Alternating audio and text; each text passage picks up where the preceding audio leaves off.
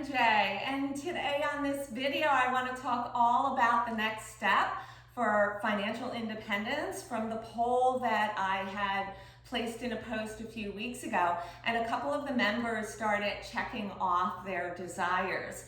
So I began with one of the members who had checked off financial independence.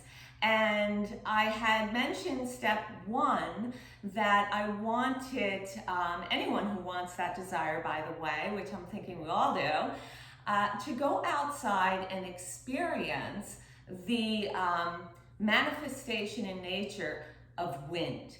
And the reason why I gave that recommendation is because from a Feng Shui perspective, in the bit language, or known as trigrams, meaning 3 lines which represent heaven, man, and earth. And if you think about that logically, we're standing on the earth, so the earth is beneath us, and the heavens are above us, so it makes perfect sense. And this is a bit language that is written within the laws of nature and the language of the universe.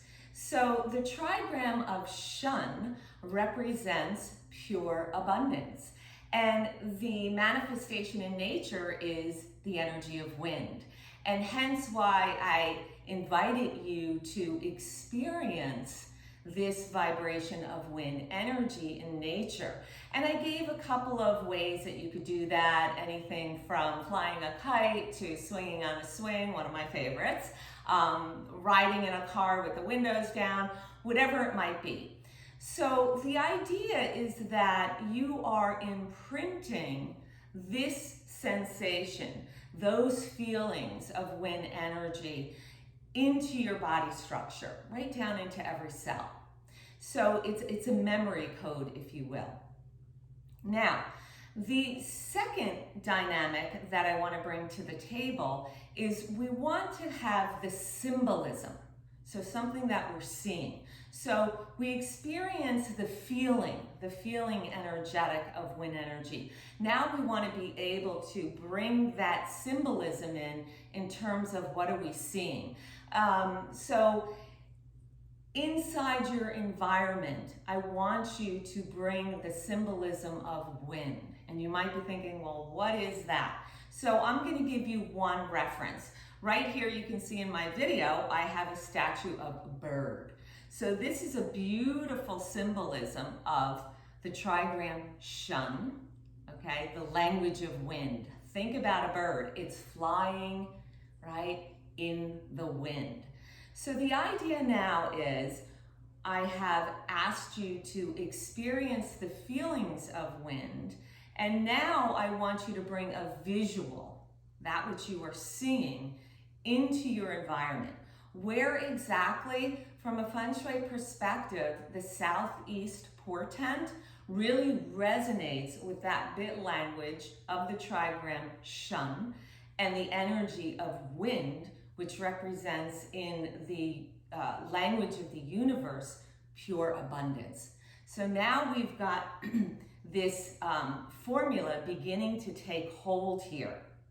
Now, one of the most important things is we are activating the most ancient part of our brain known as the limbic system. And we're doing that through our sensory systems. And this is how we begin to perceive our life experience.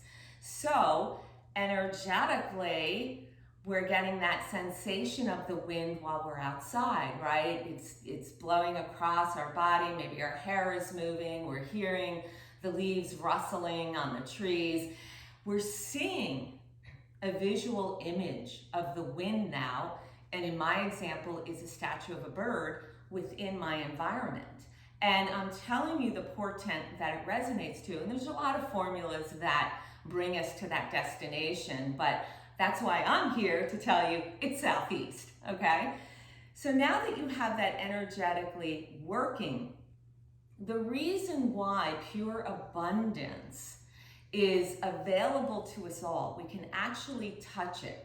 It's within this time-space continuum. But here is the caveat. We have to be willing to do whatever it takes to hone our gifts and talents that were bestowed upon us as we entered into this earthly realm. So what do I mean by that? Well, you need to be able to serve others with your gifts and talents that God has given you. Because this is not a one-way ticket. It's not how the universe works, right? The second spiritual law is giving and receiving. So we must be able to serve in order to receive and touch that pure abundance, right? So the third aspect I'm going to give you for today is to now imprint this into your body in another fashion, besides going out into nature, besides visually bringing it into your environment. I want you to bring it into how your body is going to move. So I'm referring to asana practice, yoga. So I'm going to give you an asana today. It's going to be heron pose, or in Sanskrit we call it Kranchiasana, okay? So what I would highly recommend is that you warm up your body before taking this asana. So you could do a few sun salutations, maybe some cat-cows, just warming up the body. So we're going to go ahead and take this pose, and I'm going to demonstrate it here for you. So you can come into Dandasana pose here. And from Dandasana, we're going to take our left leg and bring it into Ardha Virasana.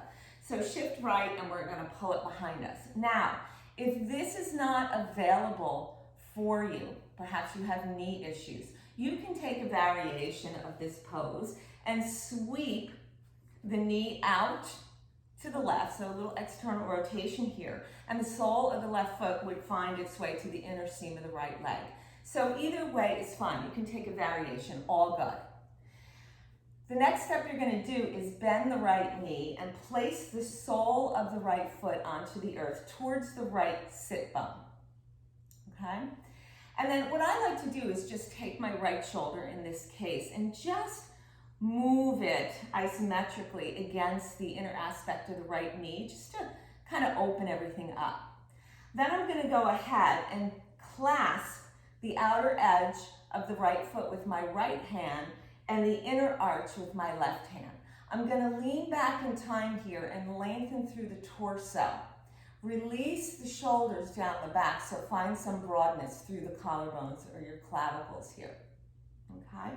On your in-breath, you're going to lengthen out the right leg upwards towards the dome. So reaching up towards the head, maybe above. You can remain right here. If you want to advance the pose, you would draw that leg into the torso. The arms could move out east-west, and you can really tap in and close the gap here. I'm going to pull away a little bit. So in this pose, a few things to remember. The heron is all about self-reliance. So everything you have is within. Those gifts are within you to share out into the universe, right? The other thing the heron provides with us is balance and stability. So on this journey, you are completely balanced and stable. And then finally, I want you to think about, in your mind's eye, the energy is rising up into the higher realms. And into the higher realms, what you're doing is you are expressing your prayerful intention, right? I am financially independent. So you are expressing that. And what's happening here is the divine mind, God, source, however you refer to it, is hearing you, is hearing your words. And so the doorway to the interdimensionality between matter and manifesting begins to merge.